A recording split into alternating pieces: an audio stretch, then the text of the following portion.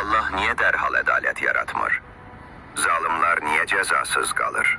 Bu sual çok insanın beynini karıştırır. Dünyada haksızlık olur, pislik edenler rahat yaşayır. Yaxşı insanlar ise çetinlik çekir.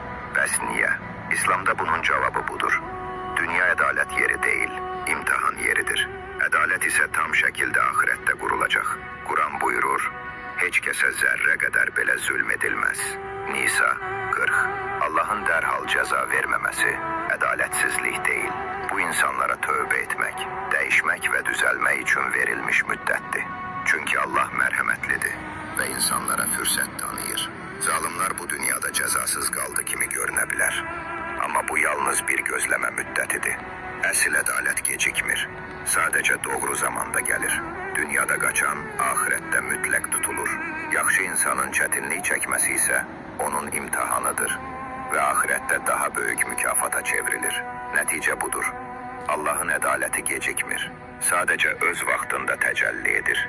Hiç ne unudulmur.